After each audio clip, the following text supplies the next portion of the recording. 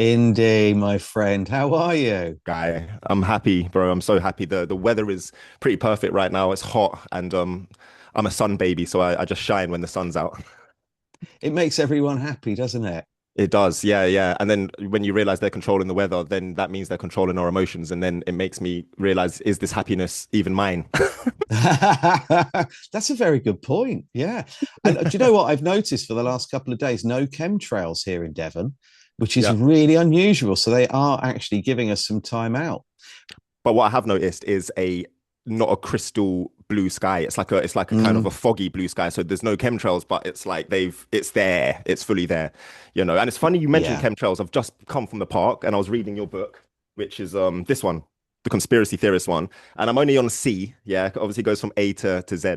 And first of all, can I just say, like I thought I'd read everything on conspiracies, but some of the things that you're speaking about here, I'm just like, wow, you're just really shifting my perspective, and like you're taking me on an even deeper dive. An example being the I think it was the Faraday cages. Let me find a photo. Yes. Yeah. Oh my God, I never really these. Yeah. I was in the park with my mum yesterday, and I said, "Why do you think? Like, imagine how difficult it would have been to fight in them." And she said, "I've always thought that watching these historical programs, like why? What? It just doesn't make sense."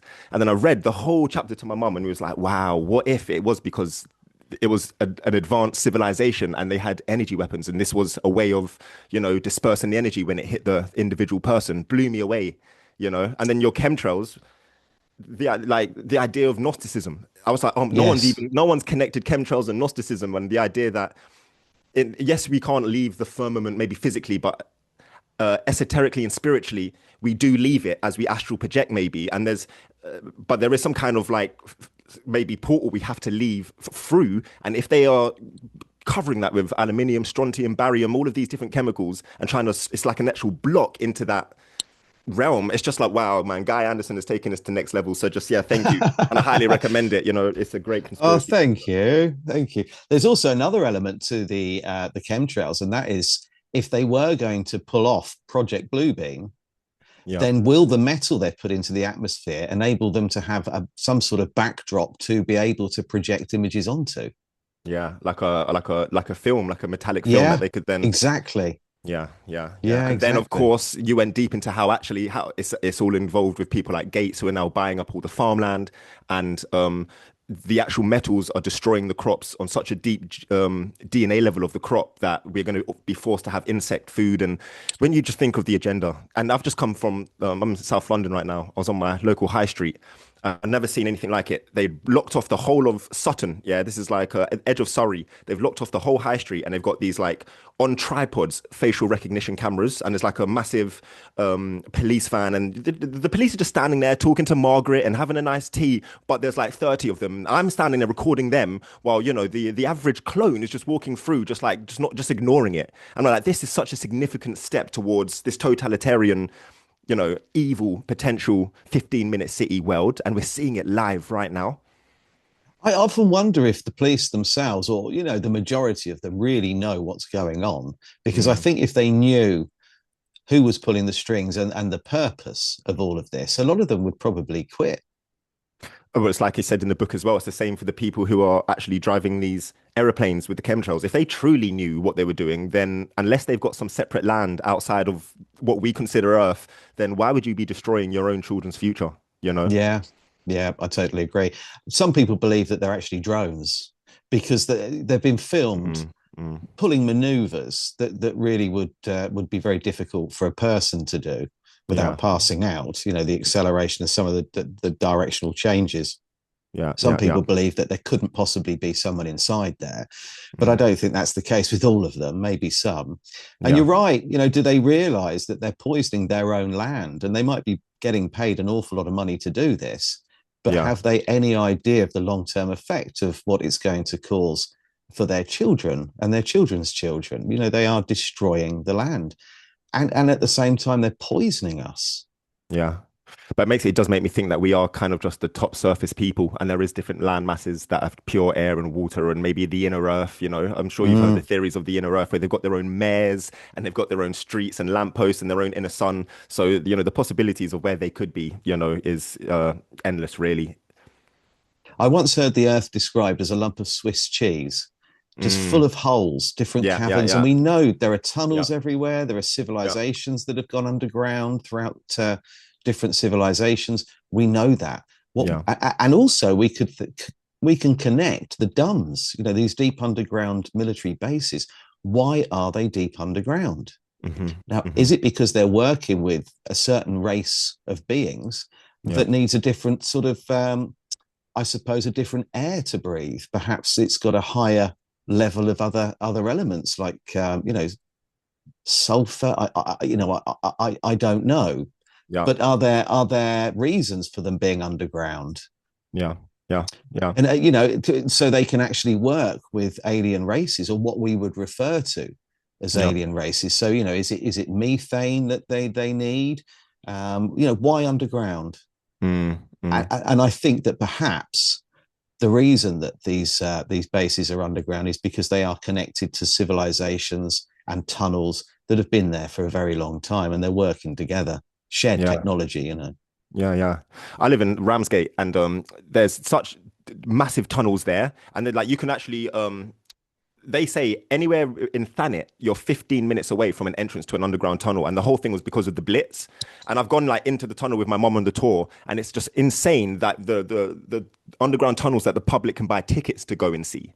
And you're just like, maybe like 2 miles deep into the chalk kind of caves. And there's all these rumors that it runs to Buckingham Palace. And it's just, yeah, what's really happening beneath our feet is it's overwhelming. And so many people, it's Yeah. just so easy to go, well, just forget about it. Or how many times have so many people seen like a UFO or something they can't describe, and then they just go, well, back to life, back to paying taxes. I'm the kind of person, when I see something one time, it changes me forever. Now I'm like, that shows me that everything is different to what I've been told.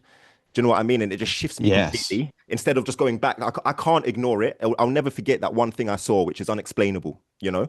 Yes, I totally agree. And you've had an interesting journey, haven't you? Because one moment you're a catwalk model. I mean, you've worked with Prada, Reebok, and you've seen some incredible things. And then the next minute you're no longer modeling, you're down the rabbit hole, and now you're an author. So I thought it'd be, obviously we met when I gave the talk at the gig in East London, Yeah, and yeah, you were perhaps more engaging than anybody else in the audience, and we immediately kind of bounced off each other and connected. yeah, And I, you know, and since then, obviously, we did that project together, that live show with allegedly Dave as well. yeah. And I wanted to get people on, not just to talk about your new book, but also because I wanted you to share your journey with everyone. Because what you've shared with me is incredible, and your insights into the fashion industry and what you've witnessed, Yeah. that's going to confirm people's suspicions. Yeah, yeah. Well, yeah, thank you for giving me the opportunity to share my story, because it's an important one. And you're right, I have had a slightly unique life and got to quite a high position without selling my soul, where I saw enough to be able to almost come back and report, you know. And that night that we did meet was just so significant, you know. And later on, I'll share a small clip where you answered one of my questions. And it's funny, when we did that talk with allegedly Dave together, it's so fascinating, even though he's coming from a different perspective and slightly more like a heavily biblical prophesized perspective. It's still this, like, there's nothing that he's not, connecting with you. So we'll talk about that in a bit. But when I was 17, I was walking on Epsom High Street topless with a lollipop, and my aunt said to me, "You're the most ripped person I've seen. You should model." And that was one of the first times I started to think, maybe I should. So I was one of the rare people that actually went out, and I went to every single agency. A lot of people get casted. They're walking on the street on Oxford Street, and someone comes up to them with a card. I was the plonker that thought I could that I could do this, yeah. And it was my aunt, God rest her soul. She passed away 2 years ago, but I dedicate my book to her, actually, because it was her that said, "Give it a go." And gosh, I did, and I applied to every single agency. Everyone said no. Everyone said no until the very last agency I applied to. And this is why it's important, guys. If you have a dream, you should hold on and keep moving and don't give up, because you never know. It's that last strike where you could find gold. And the last agency I applied to, the agent said, "I'm going to LA tomorrow, but if you come and see me right now, I'll give you a chance." Yeah. So I whooshed all the way to Westbourne Park, and he signed me the second I walked in the door. My dreadlocks at the time looked like Bart Simpson spikes. So I was a lot different now. But he said to me, "Indigo, you will become successful as a model the moment that your dreadlocks touch your shoulders, because he knew I would represent more of a cultural model instead of someone who can have alternative hairstyles and change it up. You know, like if once you've got dreads, you're clearly you know you stand for something. So lo and behold, 2 years to the day of him saying that and doing test shoots and stuff, I got my first ever job for Converse, and it was the day that I washed my hair, and the weight of the water, I could feel it tickling my shoulder. That day, I got an email, and it was for a casting, and it was for Converse, and the same kind of situation. I walked in, they casted me, booked me straight away, and it was like almost like that felt like prophecy, but I skipped something. So I did 2 years of just test shoots. Okay, and this is where the danger comes in. So test shoots is where while you're building up your portfolio, agents are just sending you to random people that have like that, you know, and that are willing to shoot you. And it literally sometimes you go into some guy's house and he in his shed he's got a you know, and he might just have like a semi-broken relationship with one of the agents, and so they're willing to send people to you. And it's important to say, guys, I'm like a 6'3" kind of roster, grounded, strong, masculine energy. Yeah. So the stories I'm going to tell you sometimes, you know, swap me out for like an Eastern European 17-year-old white girl who has no family in the country and she's here to try and be a model.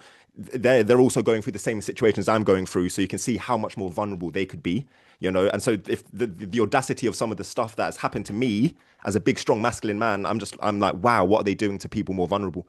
But one of the first ever test shoots, I'm talking about you know, I'm like Bambi in headlights, new to this, like, wow, I've made it, someone wants me to model.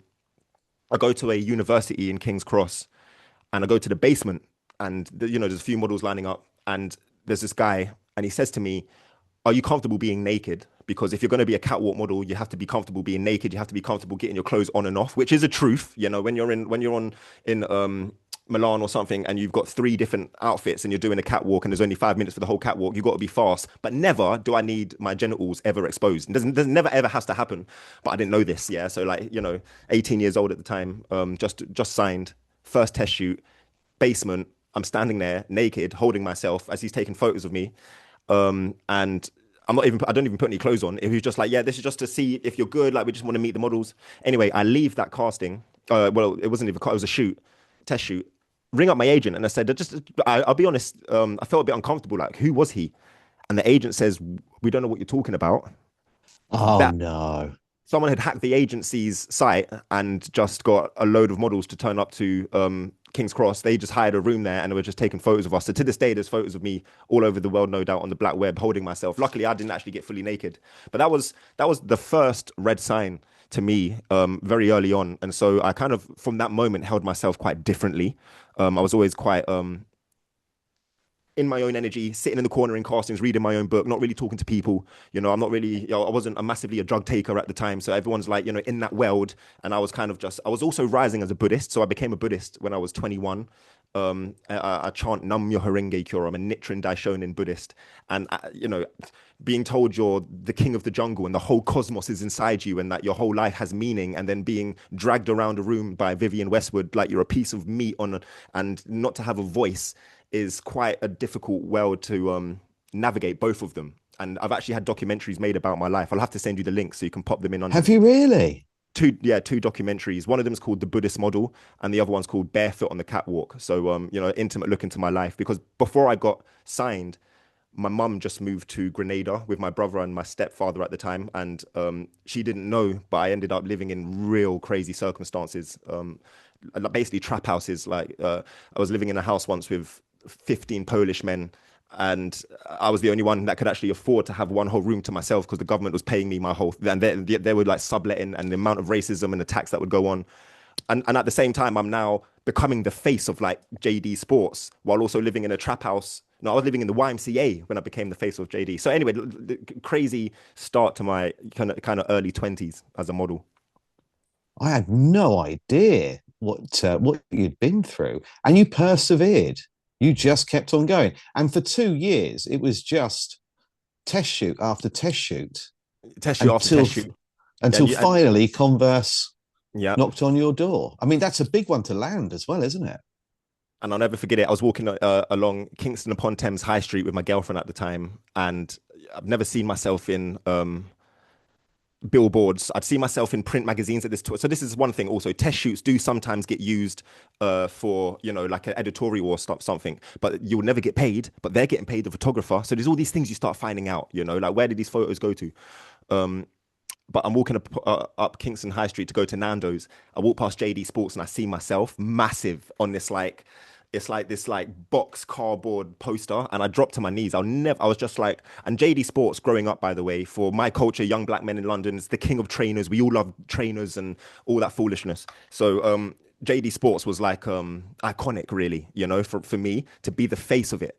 Well, it was the face of Converse, but you know, that was the campaign inside JD Sports at the time. And so I walked straight into the shop, yeah, picked up the box, walked out, and they were like, "What are you doing?" And then they realized it was me, and everyone just walked, just like left it. Oh, And really?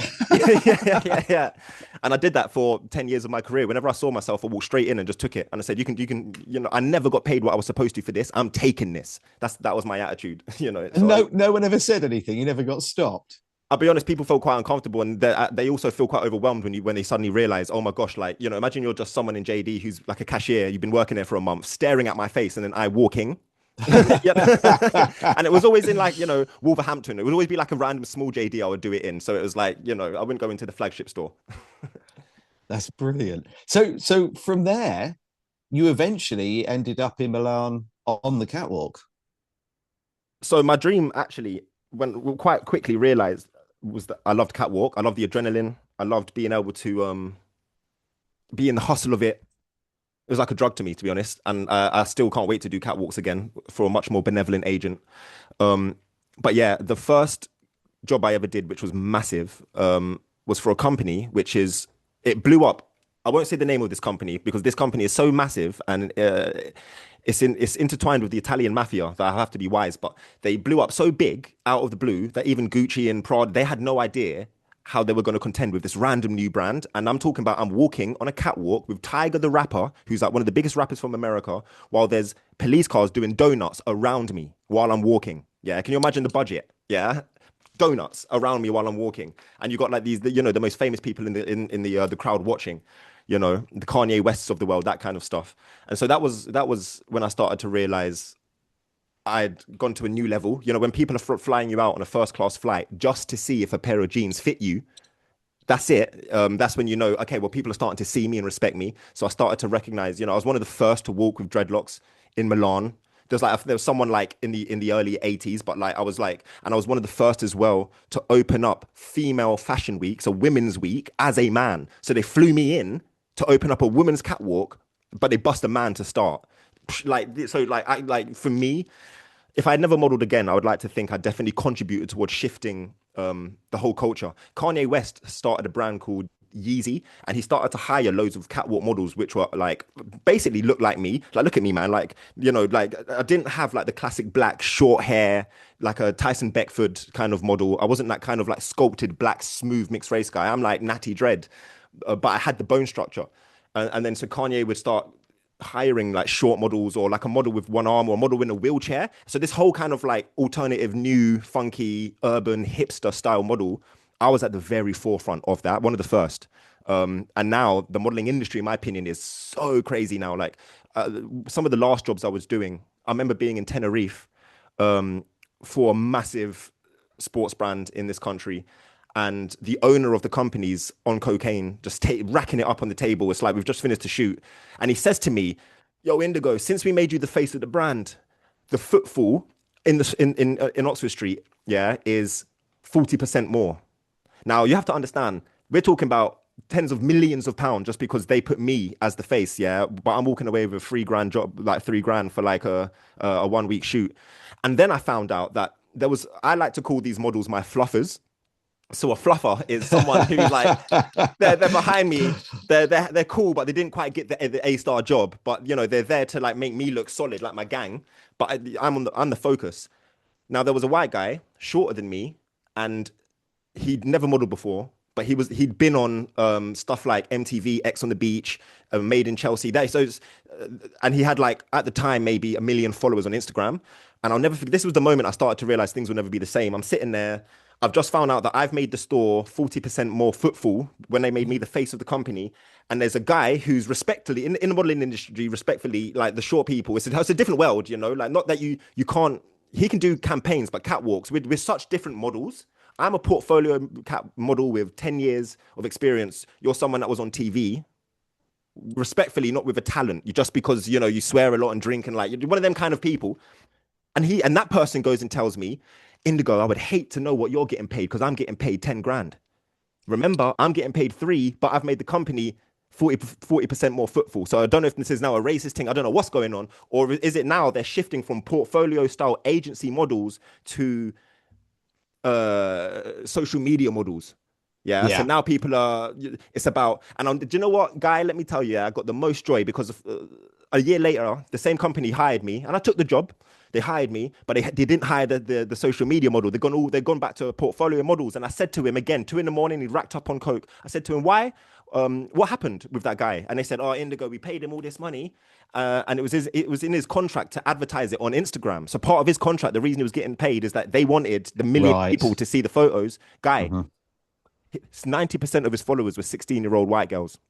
Who's buying the tracksuit that I'm wearing? So they suddenly realized, oh, talent and true modeling, not to like the world's changing. I'm okay with it changing. But what I'm saying is they thought they could like have a disrespect me, first of all, have like a cheat code and like see if they could get loads of more eyes on their product. And they didn't even have the audacity to think that the people watching this guy, they weren't. I only had 8,000 followers at the time. If you had paid me to put it, you would have got more sales just from the 8,000 that were Yes. actually my people. Do you know what I mean? So that's when Yeah. I realized the world was changing, and you know, slowly a few more things we'll talk about happened that I just left the industry.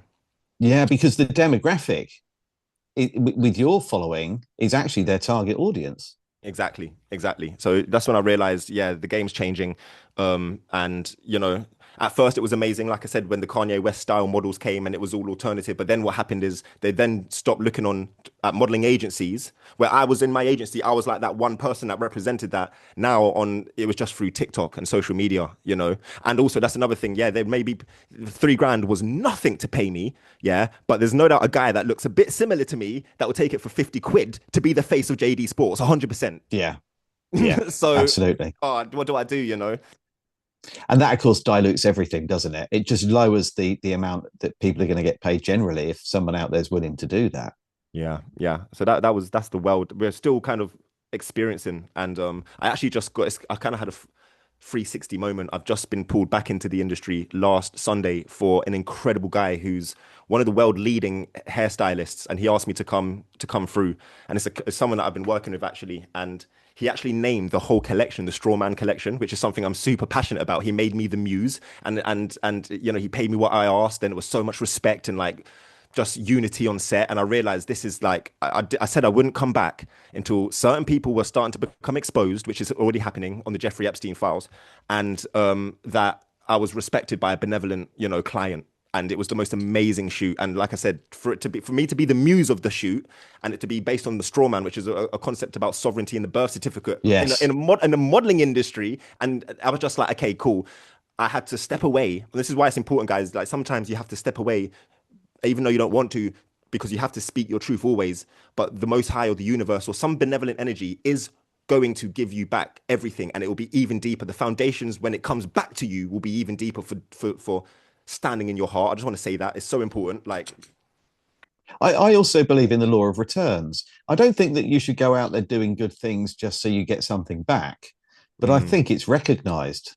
mm, Whatever it is that's watching over us yeah, sees a random act of kindness yeah, and you are rewarded. And like I said, you know, I really want to stress this. I don't think that we should do things because deep down inside we believe something good will happen in return. I yeah, think that just our nature, by giving when sometimes you can't even afford to, but you still do, or even yeah, giving someone your time when you don't have much to yeah, spare. You yeah, know, I think that we're rewarded for that, and because I think naturally we're giving, caring people, but we've been backed into a corner where we're now, you know, a lot of us are struggling financially. The cost of living's gone through the roof. Nobody seems to have any time anymore. So it doesn't matter what you give someone, it's harder now to do that than it's ever been before. And I think that it's appreciated not just by that person, but by kind of, you know, whatever's watching over us. And we need to get back there. And like you just, even though it might be harder to do it than ever before, that's the secret. Actually, when you do it, everything becomes easier. It's like I say to people when they start learning Buddhism with me, and I say, you know, you've got to take some time out of to experience chanting, and they'll tell me I've got no time in the day to do that, and I'm like, you don't realize the secret, because if you can just have the discipline even to carve out 5 minutes, the synchronicities and the way that life opens up and the opportunities will give you the time. You know, it's like sometimes but just by doing that thing, it can really open up. And it's like, what do you do when no one's watching you? So like, I was just in the park a minute ago. Some Yes. guys walked past me, and they just like they were smoking. They just had a Corona bottle and just dashed it in the bush. And it's crazy. The kind of person I am now is just, I'm so far different from the young teenager I was, because it so deeply affected me. Like I was like, how many years is that bottle gonna sit there now? And also there was a bin like literally 30 seconds away.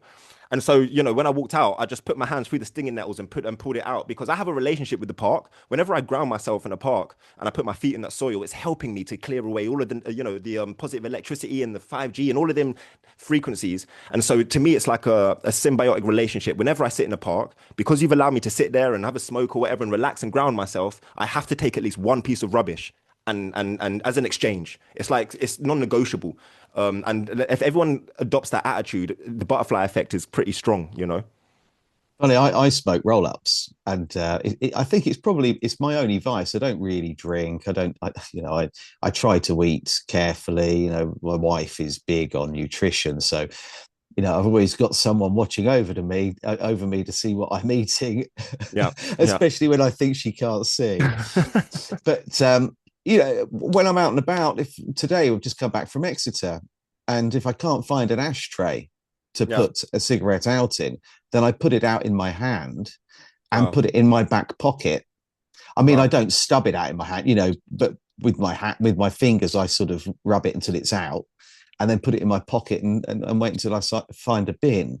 Yeah, You know, whereas you know, back in the day, I would just flick my fag butts wherever I felt like it. I didn't give it a second thought. I just assumed, well, someone's going to pick it up. But with that attitude, yeah. that's how places, you know, go from being a really nice street or residential area to looking like, you know, a bloody landfill. Yeah, yeah, yeah, yeah. So true. It's so true. So what you shared with me the other day that you witnessed when I think you left your phone at a Mm, shoot. mm. Um, I if you're happy to do it, I'd really like you to share that with the audience. Yeah. One of the most significant stories actually in the start of my modeling career, to be honest, not just witnessed, um, partook in what I consider, without a shadow of a doubt, a satanic ritual. And actually, the knowledge of Tartaria and reading your books is just deeply doubled down, confirmed for me. You know, when I think back on, you know, this ritual took place in a church in Holborn, but one of them really kind of like inside, just like ridiculously geometric, gothic, kind of like, you know, dun dun dun. Like, if anything's like channeling energy, it's that place. So, yeah, kind of early on in my career, and I got a job. Now, this company is one of the biggest brands for the youth, you know. It makes you a star of the trap. It's like it glorifies, I guess, fundamentally drug dealing and the hustle and basically everything negative, which young people shouldn't be focusing their energy on, you know? And this is the name of the entire brand. And Jay-Z was one of the early investors in the brand. And, you know, young me, Bart Simpson dreads, you know, auntie's just happy that I become a model. I'm like, yeah, boy.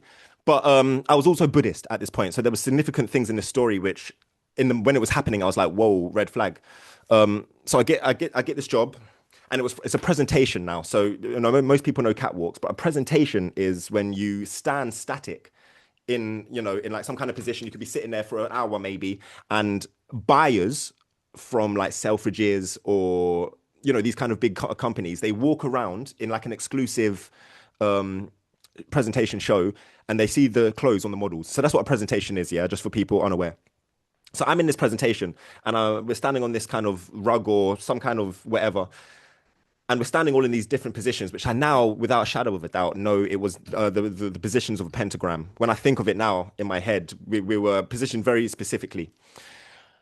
We're told to chant in Latin, and then we're told it's some backwards Latin thing. And I remember the people saying it. Yeah, Oh, I remember when I was getting the makeup done, and I had these dark panda eyes. Yeah, for the makeup.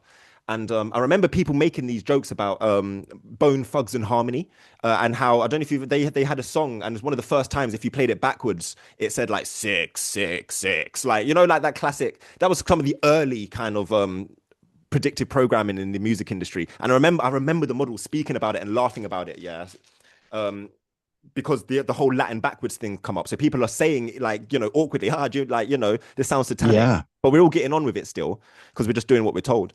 And so the show happens, we're standing in this position, all of that, some big names are walking around and taking photos of us, and buyers are, writing down our outfits and stuff. And the show was fine. It was a full moon, important if it's going to be a ritual. And like I said, in this kind of Tartarian church, we're standing in the dome section where on top of us is like, you're looking up, and that's where the light would come in. Anyway, so it's in Holborn. So I've jumped on the Northern line, the Circle line, then the Northern line, all the way back to South London. About an hour in, I realized I've left my phone. It's the days where most of the time you'd have your Oyster card, so I didn't have my phone. It was the Oyster card days. And I've gone back to the shoot, and everyone's left. The only people that were left was a couple Polish guys, and they were like the cleaners. So I've walked in, and I'm seeing them clean up the whole thing. And one of the guys is rolling up the rug, or like the mat that we was all standing on. I said to him, bro, what is that liquid underneath? And it's dark in there as well. So I'm genuinely asking, what is it? Because I knew it wasn't water. And he boldly said to me, it's pig's blood. Boldly just said, a bunch of us had to go before the shoot to the local butchers to get some hearts, and we just had to smear it under. And it's something to do with this lady called Marina Abramovich. That's what he said to me. Yes. Yeah. And this is way back now, so I didn't know who she was. And this is why a lot of these things are coming back to me now. And I'm realizing what I've been involved in some of, my 10-year career. And, Marina Abramovich, for those who aren't aware, I only found out in 2020 when she was about to become the creative director of Microsoft with Bill Gates. Yeah. And she was going to become the creative director of their whole new VR headsets. And can you imagine how petrifying that timeline could have been if that actually manifested? Yes. But loads of people stopped it. And also in 2020, I think just after the pandemic started, the plandemic, they did like a 24-hour live show on the BBC, and it was just her doing this, like maybe sitting still, and people spoke to her. It was just a weirdest ass ritual, but they really tried hard in 2020 to bring about a satanic spiritual witch energy along with the whole COVID thing. But bearing in mind, I've been involved in a ritual years before that she's had her hands in. And the reason it's significant, like I said, Jay-Z. So Jay-Z invested in this company. Marina Abramovich is Jay-Z's personal witch doctor, family doctor. There's a lot of stuff out there. People, you research it. Lady Gaga is also involved with Marina Yeah. Abramovich. She basically hypnotizes them. She breaks their ego. In my opinion, she lets Nephilim spirits enter them. But Lady Gaga's seen like wrapped in cling film, walking in the forest naked, going through rituals in order to, I don't know, do all the stuff that she's doing now on a global scale. So that's Marina Abramovich, the kind of the new version of her, even though she's not new, but they're pumping her now on the global stage more. I can't remember her name, but it's Rick Owens' wife. So you should see her. You would definitely recognize her. Really short woman, wears all this mad black stuff, got all these like painted black fingernails, like it's dipped in henna. Looks like a witch, and she's actively working with ASAP Rocky a lot. I've been in ASAP Rocky music videos, by the way. Dark character. I was with a Christian girl. She was an extra. And ASAP Rocky asked her to hold a gun for the music and for the video. And she said, I'd rather not. I'm only getting paid 60 quid to be here. And he literally spoke to her like absolutely demonic and disgusting in front of everyone. And I was just mind blown. And so these people that we glamorize, us young men, we need to stop, because the powers inside of them is really dark. They're working with nefarious energies. But yeah, so Jay-Z, he's the investor in this brand. Marina Abramovich has clearly asked him to get this ritual to happen for whatever reason. God knows what they bring in afterwards. It could have been like changes in law. That's the people don't realize. They could have brought about some kind of, let's change the law so that children can override their parents if they get a specific medicine, and like, let's do this ritual here in Fashion Week in order to empower it. That's how it doesn't have to be anything to do with fashion. It's just they're looshing our energy for something. Looshing, by the way, meaning just like taking our spiritual energy, kind of like sucking it from the fourth dimension while we're basically, without realizing it, giving it away. And so yeah, he boldly said, yeah, pig's blood, we did it. And he clearly didn't know what was happening, but it's the whole buzz and the fame of Jay-Z, and it's some kind of cool. They wouldn't have called it a ritual. They would have said some kind of social experiment or something, to try to make. Yes. So yeah. Wow. Yeah. But while you were there, while the event was actually taking place, did you notice anything unusual?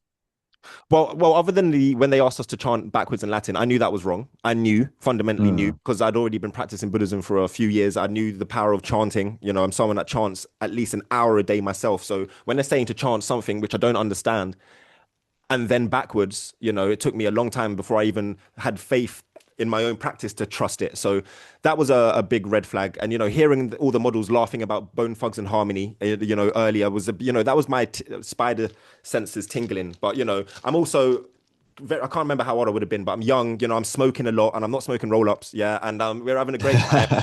We're having a great. So I'm numbing myself, in a sense as well. Yes. And so it's only as I've developed, I've understood the occult, I've recognized what Tartaria is, I've understood what rituals are. I've seen more and more people speak out in America more as well. That I'm seeing people speak about how they've been involved in a music video. They have to stand in a certain position, and you don't know that what they're superimposing onto that afterwards.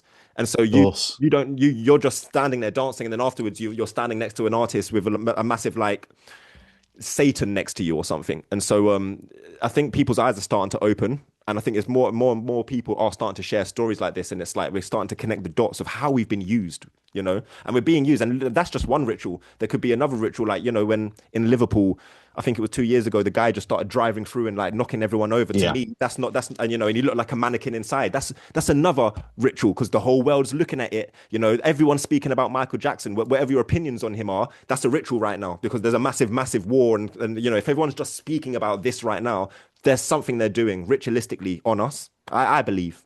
I think so too. Do you think we collectively manifest things? I think we do. Yeah, I think I think we do. Yeah, yeah. But also we individually can as well. But like we said at the start, is my happiness today because the sun out? Is that even my happiness? First of all, if that's how deep that they can control our emotions because they're controlling the weather, then they curate events through MK Ultra on a mass level. Listen, I love EastEnders. It's my one. It's not. I've got many vices. I love EastEnders, but I watch it with my eyes wide open, knowing it's evil. It's the BBC. It's the cabal. Yeah. When you watch that and you're realizing, oh, okay, I can see what's going to happen this summer because of the storylines that they're dropping in now. And then it makes you realize how much of this revolution which is happening, for instance, how much of that is curated or manufactured. The Jeffrey Epstein files. That's not a real revolution happening right now. That's a curated, controlled demolition happened on purpose. And yet we've got people who think they're actually activists now speaking about this. When people like me and you, it's so boring and old, and it's yeah, it's interesting. I was watching this Tucker Carlson interview yesterday with the Freemason. I don't know if you've seen it. It's got 1.5 million views. I actually thought of you. I was like, if I was watching this with Guy, we'd be so bored. Like, it's just it's disclosure, and yeah, it's amazing what they're speaking about. The kind of conversations on the global scale now are, I don't want to say the word for YouTube, but that liquid which happens when you make a child scared. Yes, absolutely. That's what they're saying now, casually, and I'm just like, this is still such a controlled situation. This guy spoke to Vladimir Putin. Talk about global characters and people for us to just watch.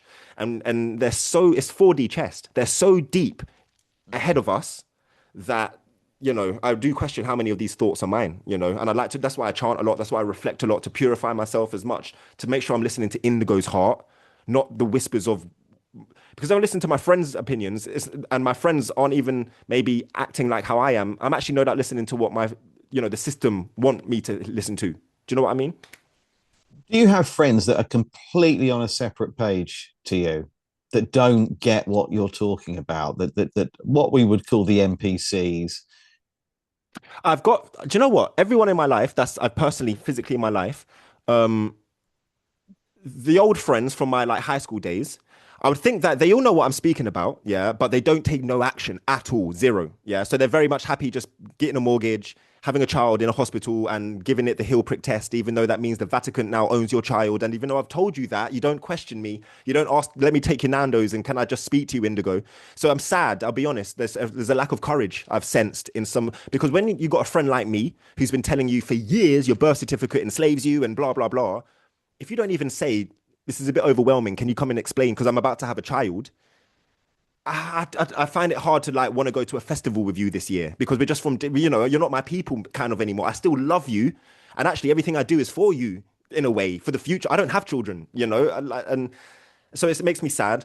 But like they do know, you know, I'm luckily I don't have anyone around me that's actually like you're well, maybe they, you know, behind my back, they know that I think I'm absolutely kooky, but I've got quite a small circle, man. I might have like these tens of thousands of followers, but actually, you know, who you can really trust and lay your head next to or cry and be vulnerable with is small. And it's important to keep it like that, if I'm honest.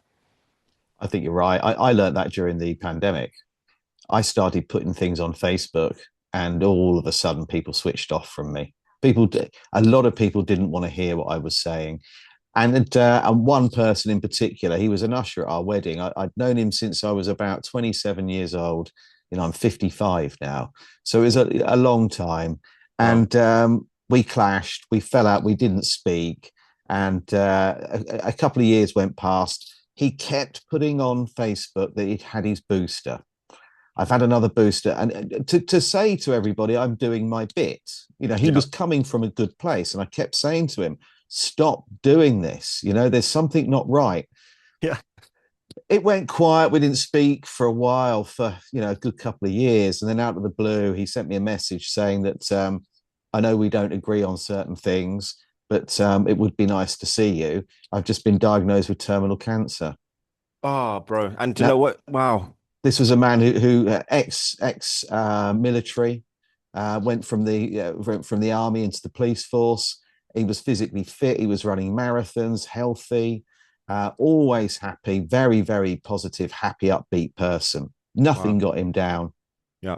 But I don't know how many boosters he had.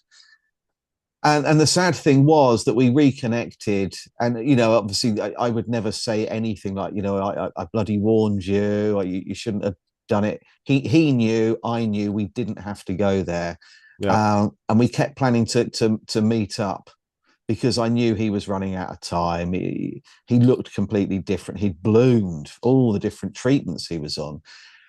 And we were going to see each other, and we'd started sending voice messages through WhatsApp. And then he sent me one message saying, I don't know how long I've got. You know, I'm not myself. He sounded completely different. And then literally a week or so later, I got a message from his wife to say that he'd gone. And I lost a cousin. Obviously, I was a tattoo artist, as you know, and I lost three clients within about 6 months. They all went. They passed. And I just thought, well, I hope somebody out there listened, not just to me, but to everybody that was screaming and shouting, saying, don't do this. I hope someone, at least one person, you know, might have listened and might still be here now as a direct result of not taking it. Because I'm not saying that there was, the kind of toxins we know about within all of these. I think from what I understand, you know, 2/3 of the vaccines were actually saline solution, and it Yeah. was more, you know, in some cases more of an experiment, sorry, into obedience Yeah. than Yeah. Yeah. anything else. But we know that at least 1/3 of them did have things in, and as a direct result, you know, fertility, has dropped. Cancer's gone through the roof. We've got people having all sorts of problems, MS, everything. We've had palsy. You know, people's faces have been temporarily paralyzed. We've seen it all, and now, you know, we had the hantavirus, didn't we? Yeah. We've had the meningitis outbreak, and now people are talking about Lyme disease. Yeah.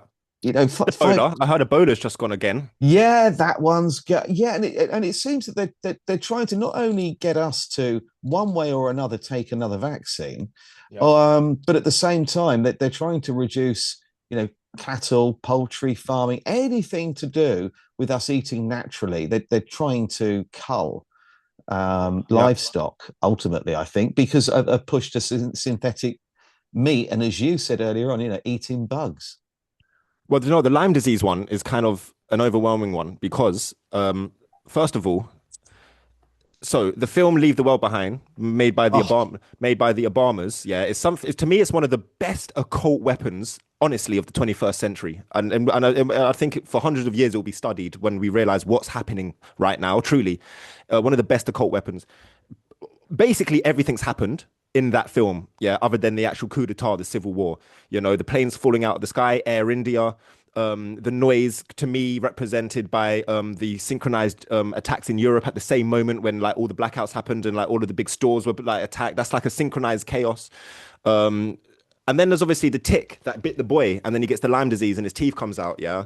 And then there's the significance of like, yeah, like what happens if all of the cattle go, and it's like I have so much hope, and I know we've won. Yeah, that's all. I know that. How we win, I have no idea because they're so meticulous, and the trillions of pounds they're spending just to put the chemtrails in the sky.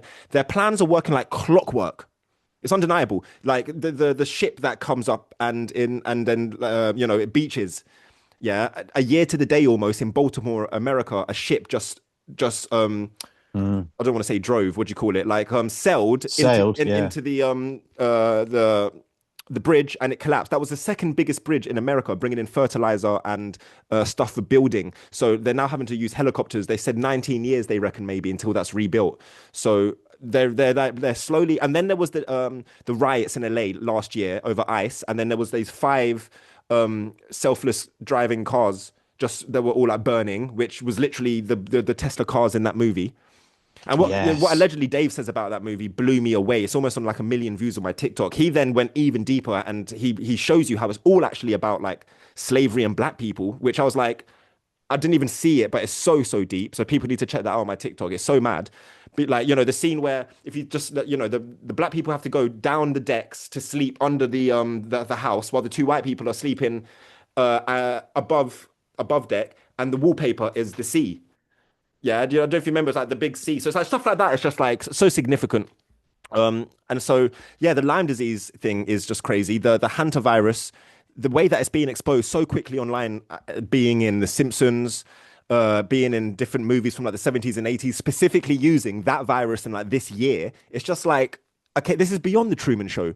I wish it was the Truman Show. Like you know, Yes. like whatever this is, which we're in right now, is so difficult to navigate. Hence why I wrote this book, you know, like people like me and you, the black sheep, how do we navigate this crazy realm where, first of all, you don't even know if your emotions are yours because it's a sunny day, but they control the weather?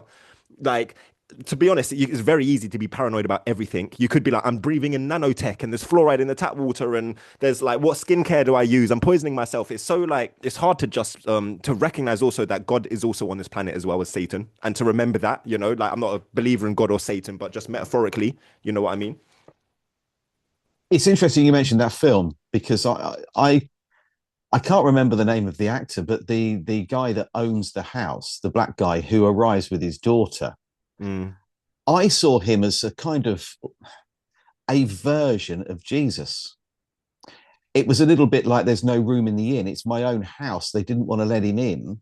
mm, And then it sort of shifts, doesn't it? Because he and his daughter end up sleeping together, not sexually, but they're sharing a bed. And the conversation they have, it's very sexualized. I found it very unusual for a man to be having that conversation with his teenage daughter. mm, And it's a very odd film. So yeah, I saw it because he was trying to help, wasn't he? He was trying to tell them what was going on, and he explained that unless you are right up the very top, you are a bloodline family, you don't get help. You yeah, just get a warning. yeah, So he knew what was coming, but yeah. they weren't going to help him. They only helped themselves. So it seems to me that there were so many clues in there to what's really going on. But I said to Frina at the time when we watched it that when he was stood there at the door of his own home wanting to come in and explain the situation, it was a little bit like there's no room in the inn. Yeah, And you're I right. kept seeing that. He wanted to, obviously he was stuck. He was in a, he had nowhere to go. But at the same time, he was also trying to help because he was sharing with them what was going on. Wow. And Yeah. it took them a little while to accept him in his own home. And I just had those moments where I thought this is kind of almost biblical. Yeah. Yeah. Yeah. But I couldn't figure out with Tesla whether that was an attack on the company or not. All of those cars, they just all drove together, didn't they? And Yeah. um, Yeah. and and then Yeah. they get the I think Julia Roberts gets a manual out of one of them, and it's talking about the self-driving um, potential problem. Yeah. And I thought, is this actually trashing the brand, or is this PR to promote Mm. self-driving? I don't know, but there were so many things in there. And you mentioned the hantavirus and clues to that, and the ship as well. The hantavirus is connected to the side effects with the Pfizer vaccine, and it was also one of the X-Files episodes. It's always in plain sight, and they show us these things. But you made a really valid point. What do we do with this information? We know all of these things, but what do we do with it? What can we do with it other than tell other people? But then what do they do with it? Well, do you know what? This is there's a book I'm reading. I've read it no doubt 50 times now. It's called The Handbook for a New Paradigm. Highly recommend people checking it out. The Handbook for a New Paradigm, volume 1, 2, and 3. But basically, it's like we are here to co-create a brand new paradigm. And I don't think no one has the answers. Anyone claiming they've got the answers, especially when it comes to law, sovereignty, the birth certificate, anyone that's like rock solid, I can get you out your mortgage. I think, first of all, for me, and as a Buddhist, we have this concept of Kosen Rufu, which is like the world transforming through each individual remembering their own innate godliness in a sense. Like the whole cosmos is within you, Guy, and within me, and you are me and I am you, and we're just like having this experience, right? And when each individual person recognizes that and takes full responsibility for their life, they remove all of the programming of this false deity coming to save you, which is a program. Yeah. And then we all become activated, and then one flame can activate another flame. And that's the idea of kind of like the great awakening, as cheesy as that kind of saying is. And then we actually, instead of like cutting down the negativity, we were speaking about this last time we spoke, like the old earth and the new earth. To me, the old earth is like this old decayed, like suicide Japanese forest. It's like super dark and evil. But instead of us going in there with chainsaws and cutting it all up, our job is actually to come from a position of no resistance. Yeah, we're not trying to fight. We're not even angry, because we recognize that everything is everything. They had a time to rule. It was in a moon cycle. We've moved into the age of Aquarius. It's our time to rule. It's a sun cycle. It's a time of love, unity. They have lost. Yes, they're going to try and bring as many people down with them, but they have lost. So having that faith, and then basically just awakening to knowing that, all right, so for instance, a very small example, I learned about law, I learned about sovereignty. I recognize that I'm not a dead corporation. I'm the living man. I'm the beneficiary of my own name and my birth certificate. So that knowledge shifted me. And then I went into my local council, armed with all of my documentation, but also the frequency. It's not just about the paperwork. And they're now dealing with me as a living man. And, you know, very briefly, that means that instead of me waiting years and years and years and years in help for like a housing offer or something, they gave it to me in a month. And the reason all of these illegal immigrants that are coming into the country right now, pre-planned, the reason they're getting, you know, the JD trainers and the hotels and the phones is because when they first land, they're living beings, they're humans, they're forced to be recognized as living people, not dead corporations with a birth certificate. So the government support them over Jack in Manchester Piccadilly, who's like homeless. So when you know about how to stand in your sovereignty, you can actually interact with this realm. Instead of cutting down all the trees, we just start planting seeds. And this is how I think the whole new paradigm is going to start to happen. And then like you'll have friends, then I'll have friends, and we'll connect, and we'll start to, you know, make events, and we'll start to learn how to put all of our stuff in trusts and not to have a mortgage, and how to make sure that we can do what they've done. You know, the Rothschilds, the Freemasons, how are they keeping their money safe? Yeah, because we can do the same things. We can learn about these things. And so there is so much hope, but there's so much responsibility each single person has. And I think for me, respectfully, this is why I'm seeing a lot of people right now going back to the church and believing in Jesus, because it's such a scary mountain that we all have to climb collectively. In, you know, we've got a massive storm ahead of us. There's nothing easy. Nostradamus talks about this, man. This is the very turbulent times which are about to happen. You know, the third Antichrist is about to rise up. All of like, this is not a joke. You know, leading to 2030, the next 3 years are the most significant. We either fly or we die. What timeline you are on is up to you. And you know, I'm taking full responsibility for my life. That means I'm looking to buy land. I want to buy solar panels. I want to learn about agriculture and permaculture and how to grow.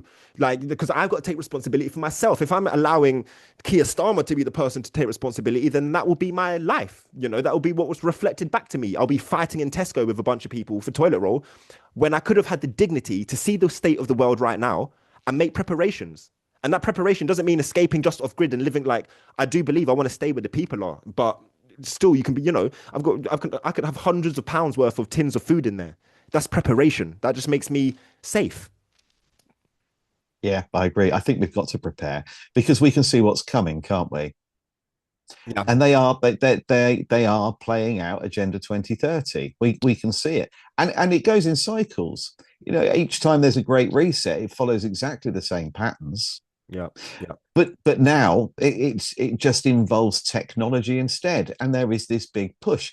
I personally believe that the fuel crisis that we're experiencing Mm. um, is actually orchestrated intentionally to restrict our movement. Wow. So not only will we fly less because the cost of airline tickets has doubled, in some cases trebled. In fact, I was speaking to my brother a couple of days ago. He works for a company in Tenerife. He married a Canarian Yeah. years and years ago, and he works for a company that hires out motorhomes. They're normally busy, rammed every day. You know, these motorhomes in and out all day long, airport runs, everything. Yeah. And June, they have 4 bookings. Wow. Now, they would have that in Wow. 48 hours. They would normally have that Wow. in 4. And he said that you can see people are not traveling like they did. You know, this has restricted our movement. And of course, if it costs you more money to put fuel in your car, Yeah. Yeah. then you're going to drive less. You'll still have to commute to work. You still might have to drive to do your grocery shopping or whatever. But that trip you were going to take at the weekend, you might now think again. Yeah. Yeah. Yeah. And of course, transporting our goods and our produce becomes more expensive. So we see food prices go up, and we'll start to see shortages on the shelves. And if they carry on drenching the land in chemicals and then scorching it, we're going to see a reduction in crops too, and then farmers will end up selling the land off to become, government owned solar farms or whatever. Yeah. Um, and then it's, as we've mentioned a couple of times, it's this big push towards controlling what we eat, and we start eating synthetic food. It's bad enough the crap that we can buy in supermarkets and fast food establishments. But if they actually start forcing us to eat synthetic meat as well, Yeah. and bugs as well, we don't know what we're going to eat. And Bill Gates did famously say, if we won't take the jab, they'll put it in our food. And I think they've already done that, Yeah. but Yeah. I also think it's going to amplify. Yeah. Yeah. Yeah. Yeah. I slight tangent, but I just, I've made the decision about 2 years now. I haven't had a McDonald's, nothing from McDonald's, nothing from KFC. I haven't had no um, chicken doner kebab, which was my favorite, because I just can't risk it. Sausages, ground meat, I just can't risk it. Yeah, because the more you just dive deep, Solvent Green, all the food, like what they're doing, Yeah. it's so obvious. And I guess the spell is weakening on me as I'm right. I guess, there's so much, these solar flares, we're starting to evolve, our auras are getting stronger. I guess my dignity is becoming back, and it's like, actually, I don't want this anymore. I don't want to risk it. I still have chicken shop. I go Morley's. I still have my junk food. I'm that human that's really grounded. I'm that spiritual guy. I'll chant for 3 hours and then straight, like, lamb chops. But I'm starting to really take my life a lot more serious, because there is just so much darkness in this realm that it's like, you got to take full responsibility for your life. Like, if you get like your friend, unfortunately, who probably might have not been the 100% just that, but he that knew in his heart in his end, damn, like, I just went along with what the government said, and I'm someone that jogs and does marathons. When you're healthy, your body so good, so to just lose your life that fast. And I don't think people realize how serious this actually all is. That was one of the maddest things that has ever happened. So many people died. It was a straight, like, genocide fundamentally. And Yeah. everyone's walking around talking about, Love Island, let's go to Ibiza, and we're back to normal. I don't, Yeah. nothing's normal to me. I can't even talk to a girl now without, like, going, like, I could have the sexiest girl talking to me, man, and I'm just thinking, did she take the medicine? Oh, I don't know. And it's like, because I'm gonna have to ask, because we're just gonna waste time. I feel uncomfortable even hugging someone when they're sweating if I know they've taken it, because we all know the spike protein, and by the trillions.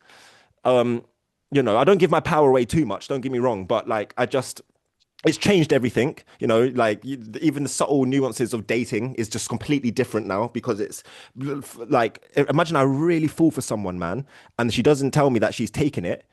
but then I find out she's taken it. Yeah. First of all, you put my own sovereignty and spiritual biology at risk. And first of all, and second of all, if we was to have a child, I know Mm. generationally this whatever, I can't remember the words for it, but generationally it's a I heard Carl Tucker talk about it yesterday with this guy. He was like the medicine, it was so dangerous that it's actually changing it for the future generations. So now the way we date is different because I'm thinking about my genes, and moving forward as well, which is it's a shame. I went on a date recently, and in the park she boldly told me, oh, I had to take two. I was working in Saudi Arabia, and that was the first thing. I was just like, I tried, man. I really tried, guy. And I was like, okay, cool. Like, I'm not trying to judge, and but then she then went on to tell me that she genuinely believes, in that this, like, everything I'm doing is great, but I don't need to do it because the savior's come in.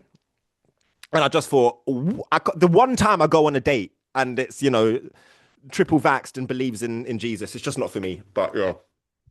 It's an awkward one, isn't it? Because first of all, with the vaccine itself, we had a similar conversation with our youngest son. Yeah. He's married now, but back in 2020, he actually said that if he was going to enter into a serious relationship with someone, because at the time he was just sort of bouncing from one relationship to another, if he was going to get serious with someone with a view to starting a family, he would not do that if they were vaccinated because he didn't want that being passed down through his children. But of course, there were also problems with fertility connected to that particular, Yeah. jab. Yeah. And with the other thing you said about Jesus coming to save us, I personally think that if I could see two people drowning, in an ideal world, obviously you would save them both. But if you could only physically reach one person and they're both identical, we're not talking about, one's a child and the other one's elderly. Not that should make a difference, but if Yeah. we Yeah. if we can just say two identical twins, perhaps to make it Yeah. a bit easier. If you've got one that's desperately trying to be saved, trying to help themselves, they're trying to get out of that position, they're doing everything they can, they're fighting for their lives, and the other one is just waiting for someone to come and save them, Yeah. then I think that you're more likely to try and save the person who's trying to save themselves. Yeah. Yeah. Because I think if we're looking for someone to come along, a being, a benevolent entity to come and save us, surely they would expect us to do some of the legwork. And to go back to the film Leave the World Behind, there's that beautiful analogy with the girl, the little daughter speaking to Julia Roberts, and she goes telling her the story of when basically this guy was basically saying, oh, like he went in heaven at the gates. He was like, why didn't you save me? And God was like, well, there was a storm and I sent you a helicopter. But when the helicopter came, he said, don't worry, God's saving me. I'm going to wait for God. Yeah. So I won't get on the helicopter. Yeah. And then like, the fire was burning and he gave you a ladder and he said, I won't get on the ladder or whatever. And unfortunately, that's part of the spell that I think has happened. And and for me, like for instance, applying all the lawful stuff, going into the realm and speaking to authority as a living man, that's me using the tool that God's given me to liberate and free myself. If I just think somehow I'm going to get the help that I need or be respected as a living man by just being passive and sitting still, that's why it's important to say, people that think of me as a Buddhist, I am nothing, let me say this, nothing to do with the Dalai Lama. That's not Buddhism. That kind of, I'm not to disrespect Tibetan Buddhism, it's a beautiful practice, but first of all, the Dalai Lama is an implant or they've cloned him. He was no doubt a beautiful person at one point, but they cloned him, started putting his tongue in children. I'm sure you've seen that footage. Yes, I have. Yeah, but still, it's a false way of practicing Buddhism.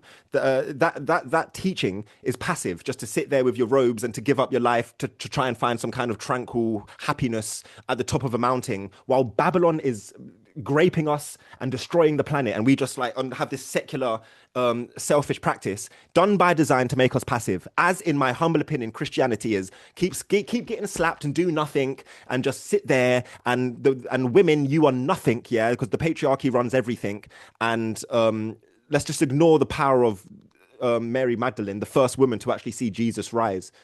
And let's just wait for him. And also it's an insult. I can say this boldly because his Imperial Majesty, Emperor Haile Selassie, yeah, from Ethiopia during World War II, if Jesus was going to come back, it was him, yeah, because he was literally the last king of the Solomonic bloodline, and like he's like it was him. So if someone was going to come back 2,000 years ago, he's been like a thief in the night. He did what he's done, and he's gone. So people waiting for someone else.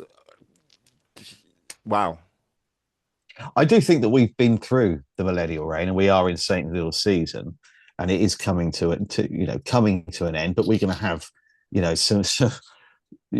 some quite horrific events, I think, take place. I think they're going to ramp things up now. Yeah. It'll be interesting to see if Project Bluebeam happens. I personally think that the World Cup final would be the perfect opportunity, not just for Project Bluebeam, but for Loosh. When is that? I don't know. I don't follow football. I don't. No, neither do I. No, but I don't. I'm not into the bread and circuses, unfortunately. No, I'm not either. I don't know when the fixtures are, I'm afraid.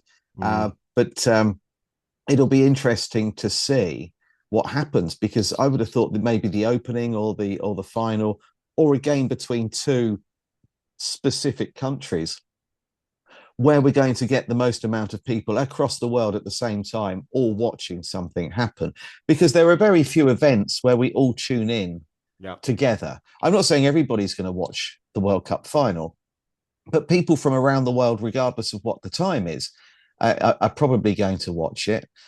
I don't think there'll be another opportunity this year when we are all watching something collectively. So it is this year though? Yeah, it's this year, isn't it?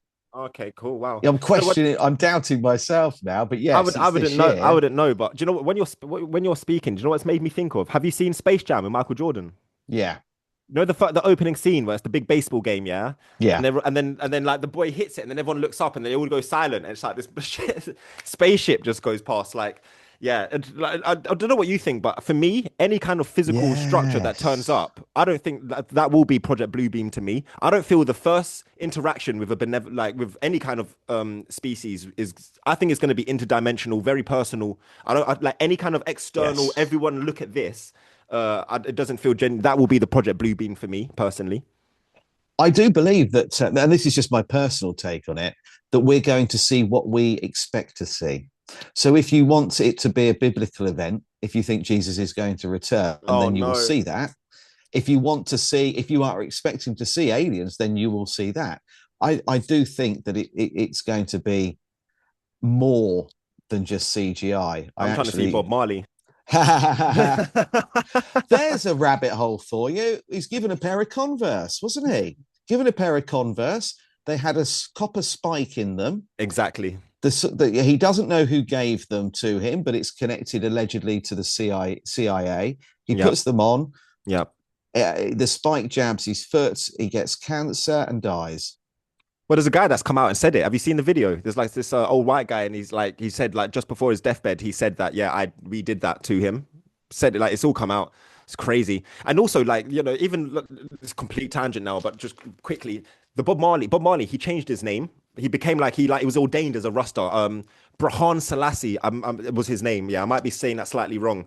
So the fact that the Bob Marley family, yeah, who fundamentally, from what I know, are pretty Zionist, yeah, and the fact that they still make money off of his name Marley, it just shows you it's a total disrespect. They give no money to Trenchtown, which is what Bob Marley actually wanted. They got like £600 million sitting in their funds. And there's Bob Marley's got a daughter who no one knows about, yeah, called Rue Hawk Marley, yeah. Rue Hawk Marley, check her out.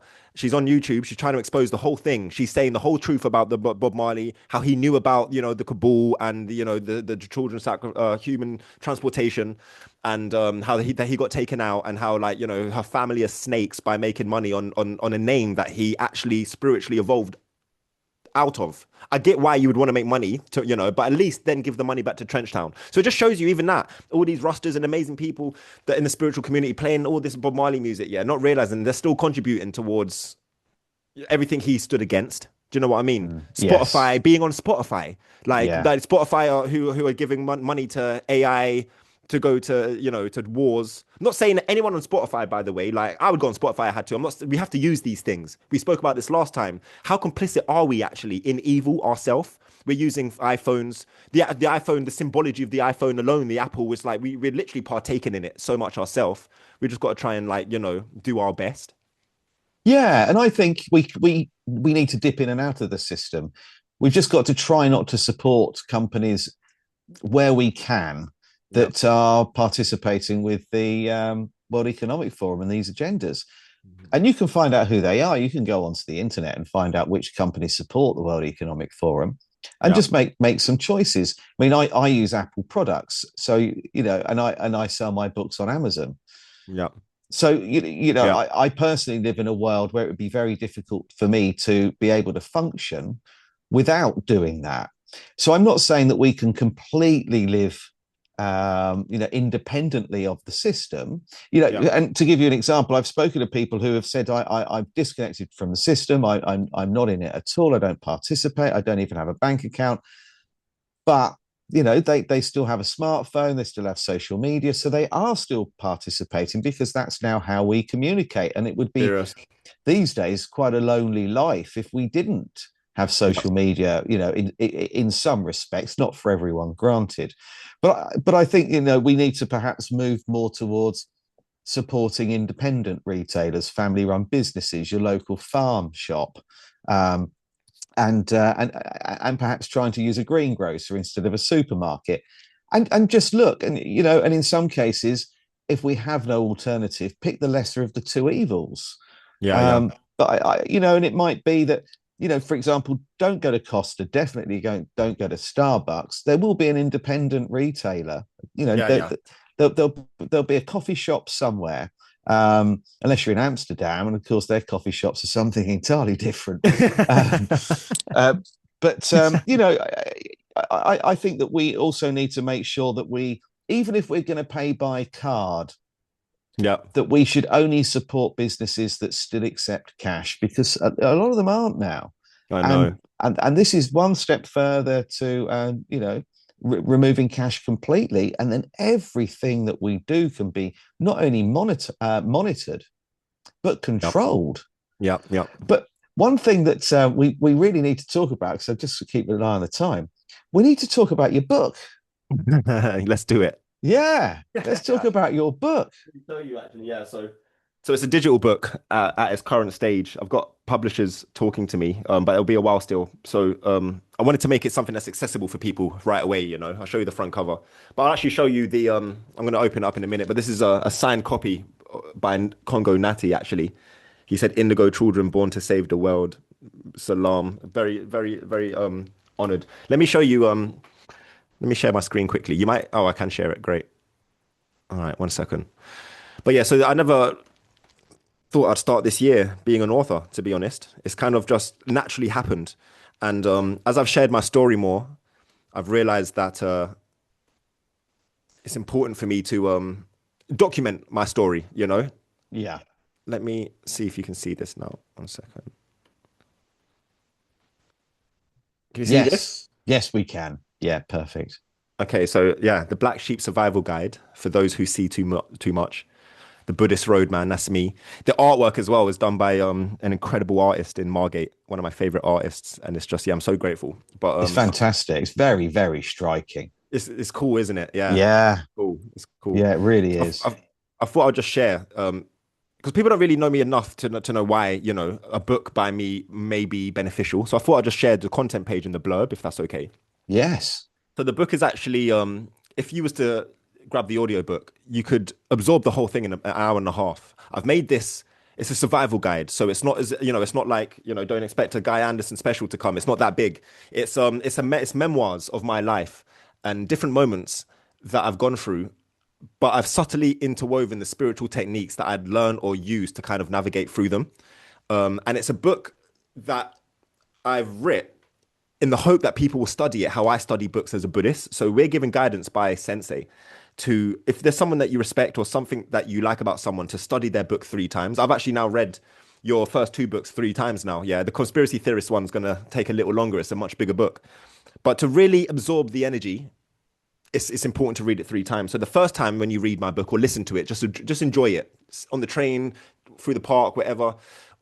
Just enjoy it like it's a movie. Second time, have a highlighter out or a notebook and just jot down some notes, and under each section, there's an affirmation, there's a workbook as well to give you some guidance on what to actually do. And then the third time, you know, if you get to doing it 3 times, put yourself in my shoes. So at the start of the book, someone actually tried to grape me. The person that introduced Buddhism to me basically knocked me out of a frying pan one evening and tried to molest me. And so basically, I want you to put yourself in that situation if you can, without traumatizing yourself, to see how it would have felt like to be me, and then the decisions I've made to carry on practicing this Buddhism, and that's how you really get to know someone's work. If you really like, you know, so this is why it's kind of a short survival guide. So it's broken up in 5 sections: the fracture, the awakening, the discipline, the healing, and then the rise, which is, I think, something maybe you might even identify some of this in your own life. It's like something kind of fractures you or changes you. You know, the first chapter is the night that opened my eyes. And then the awakenings, we start to realize, actually, this life ain't normal. Yeah. Why is Yeah. these churches so, you know, so geometrically perfect? And then you have to have a bit of discipline. You know, it must have had discipline for you to sit there and to coordinate all of your notes and to make your book. You know, that was discipline to sit up and do this, to make that decision, to make a vow. So that's that section. And then the healing is how we kind of, when we recognize who we are, how do we ground into that? Yeah. And how do we heal our past traumas, the generational stuff that our parents have given to us? How do we clear all of that so that you can actually start to be Guy Anderson and start to express from a clear heart? And then the rise, which is what I'd like to think we're both on now. We're actually now fulfilling our mission. We're on the rise. You know, on my neck is a tattoo. It's a Japanese Buddhist concept that says Hoshaku Kenpon. I speak about it in the book a lot, but it means casting off the transient version of yourself and revealing who you truly are. So like a cherry blossom in Japan in winter, the potential for the flower is always within that cherry blossom, even if it's frozen up and it's a bud. Or the butterfly is always within the caterpillar. You know, as in the whole universe is within us always. And if you remember that, you cast off Guy Anderson, the straw man, dead corporation version, Yeah. and you become Guy Anderson. Yeah, who you truly are. So that's just so people can see. And then finally, I'll just read this blurb to give you a bit of an understanding. So it says, have you always felt different? Like you can see things other people don't. Like you spent your life carrying questions, pain, intensity, and truths that never quite fit into the world around you. You're not alone. The Black Sheep Survival Guide for Those Who See Too Much is a raw and deeply personal roadmap for outsiders, truth seekers, overthinkers, deep feelers, and black sheep navigating a world that often feels confusing, chaotic, and disconnected. For the ones who have always felt there is a darker undertone beneath the surface, and who sense that humanity may be drifting towards an increasingly manipulated and dystopian future. Through stories of heartbreak, homelessness, family wounds, Buddhism, spirituality, modeling, love, loss, and rebuilding from the ground up, Indigo, the Buddhist roadman, shares the hard-earned lessons and spiritual tools that carried him through some of the darkest moments of his life. At its core, this book confronts one of the deepest struggles many people silently carry: feeling disconnected from themselves, from others, and from a sense of purpose. Woven throughout are powerful affirmations, practical techniques, and at the end, a guided workbook designed to help you strengthen your own inner foundation and awaken the black sheep within. This book wasn't written to simply inspire you. I pray my heart, written in words, activates something within you. The black sheep was never meant to follow. You was born to lead, fam. And then there's a note. Oh, It's a cool blurb, man, really. And there's a note from no doubt the most significant, powerful man I've ever had the honor to stand next to. Have you ever heard of Marcus Garvey? no, I haven't. Okay, he was the most. Basically, he had 9 million followers in 1920 without Instagram. Yeah, and he was going to take black people back to Africa on a ship. Bob Marley. There's a song by Bob Marley, I think, a redemption song, when he says, "Emancipate yourself from mental Yeah. slavery. None but ourselves can free our minds." That's actually Marcus Garvey's speech. So just to give you reference of like the lineage, Right. Malcolm X was a Garveyite. His parents were Garvey. So all black activists stand on the shoulders of Marcus Garvey. It's the man on the right behind me on the wall. His son, I had the honor of basically being the chaperone on a world tour when he came to this country. Like, I'm just me and him in an Uber alone, and so unfathomable. And this is a tattoo I've got on me. You can just kind of see it there. But he said to him, he Yes. said to Indigo, "The future is yours to create. You're doing great work. Best wishes, Dr. Julius Garvey." And he was the world's leading heart surgeon. And so, like, not to brag, but like what I'm doing is serious. What you're doing, guy, is serious. We're not jokers, yeah? Like, we are here to co-create a new paradigm. You know, you asked earlier, how are we going to do it? There's so much negativity. Well, we have to keep ourselves charged up. We have to make sure that we're doing what we can to purify ourselves from all the poisons. I sit in a sauna, for instance, as much as I can every day, or keeping your health strong. Like, this is a spiritual war we're in, and the quicker that we come out of the cognitive dissonance, and every action that you make remembers that this is a spiritual war, then we can really start to cast off the transient, reveal the true. I'm not someone that can have one foot in, one foot out, kind of. You can still be in the system, but own your straw man instead, you know, like, be the straw man and then be the living man at the same time, and own it all. And it's a glorious, amazing time to be alive for the ones that have the courage. If you don't have the courage to participate, that, like, rescue, it won't happen unless you participate. You have to participate somehow in all of this, you know, whether it's community, having courage, speaking up at the dinner table next Sunday when someone tries to shut your opinion down, you know, have the courage to be your authentic self now more than ever. Because if not, the AI will make you, you know, the weather will control your emotions. Yeah, you know, we're being battered. We don't even know what's real anymore. So it's really important for us to ground ourselves and get to know who we are. Marcus Garvey said, you don't know your future if you don't know your past. Recognize who you truly are. You're not the dead corporation. You're not insignificant. You're a blood clot God. Like, and the Christians don't like that stuff because they think it's like we're trying to, no. We are fractures of God. We are reflections of God. Like, I'm not saying I'm God walking around like I'm God. No, like, we are just all very powerful, and it's important we start to remember this. That's really powerful. And you're absolutely right. Your emotion, you can feel it when you speak because you believe. And I think that that's fundamentally important. We have to believe in what we're saying, and believe that we're going to win, because the moment we stop, they've won. Yeah. And we are, like we spoke earlier, a lot of people are waiting to be saved. And we have to understand that we are the solution. We will save ourselves. You know, We're the no final one's hope. coming. Yeah, Yeah, no yeah, one's yeah. coming to save us. And if we could just put our differences to one side, because you've only got to scroll down social media to see there are people that hate each other. There are people constantly running each other into the ground, Yeah. Yeah. criticizing, ridiculing, and Yeah. that stupid laughing emoji that you'll see sometimes on a serious post. Yeah. I just think, look, do you really think if you're going around, you know, Wow. hurting people, you know, saying things that are disrespectful, attacking people online all the time, do you really think anybody, if there was a savior, would be interested in saving you? Yeah. So Because true. you're going to take that energy to the next place. No one wants it. We don't want Yeah. that. Yeah. We don't want it, and Yeah. we don't need it, and we certainly don't deserve it. And I think we've got to unite. We've got to forget the fact that we don't agree.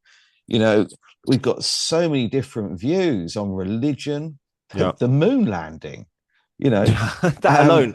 Yeah. yeah, and I think none of those really matter if we're looking at the bigger picture, and the bigger picture is the future of humanity.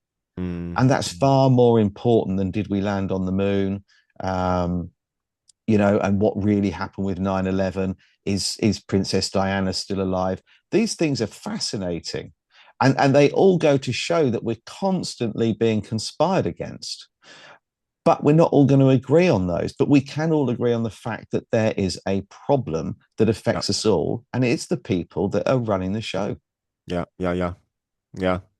And it's like, whether there is a savior coming or not, wouldn't it be better just to be the savior yourself until he does come, or like at least act like how he acted, at least until he does come, you know? And if a savior does come and I was wrong with the Buddhism and it was I should have been bowing to Jesus, then at least he would know my heart was clean though. I might have not have said that you're my Lord and Savior and I'll cover the blood in me and be eating your body with the communion stuff, but like, you know, that my intentions were always only to have a peaceful and loving world, and that's to me the most important thing. Like, how we practice our faith, that's a deeply independent and personal situation, you know. Yeah, I totally agree. I think everything in the end is ultimately down to our intentions, the Yeah, intent behind what you say, because you can say something really offensive to someone you love in such a way that they laugh. yeah, You know, you can yeah, call someone a rude name in such a way that it's almost a term of endearment.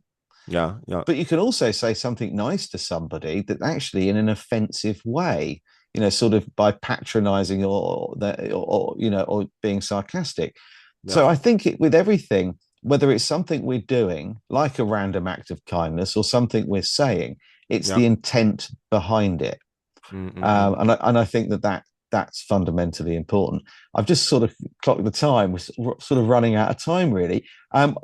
I'd like to get you back on because I think we've only really scratched the surface here. Yeah, So, yeah. Of course. would you be free to come on, say, you know, next month and share some more with us? Let's do it, man. Do you know what, before we go, could I maybe it's only I've got a video to share. It's only 3 minutes. Is that okay? Or do you have to Yeah, leave? of course you can. No, Yeah, you I go just thought for it. it'd be nice just to end it because as we said, we met and then we've we did a project together and allegedly Dave was on the Sunday, you was the Saturday, but it was what he I just wanted to just share what he spoke about because it's really fascinating. It's his Yes. idea about CERN and so yeah, let me open it. Perfect. All right. So just I'll get you to confirm that you can see this and then yeah, so guys, it's only 3 minutes.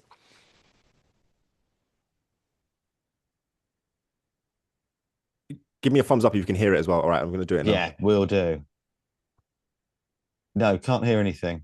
Can't hear anything. Yeah. Okay. Oh, hold on. I heard something then. Oh, okay. Let me carry on playing it. Let me see.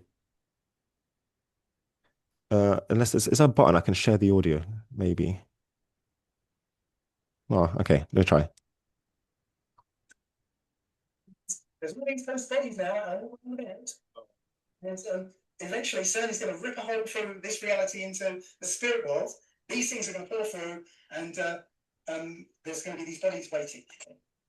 When an Nephilim dies, right, and you find this in the Book of Enoch, their spirits can't go anywhere. Their spirits are stuck here on Earth, and they become the evil spirits, the demons, the nature spirits, the genies, the jinn. We've got so many names for these things, these disembodied spirits. Yeah. It's part of this process to try and build the perfect host body for these Nephilim spirits. The cloning thing, there's a guy basically must have spoken about it.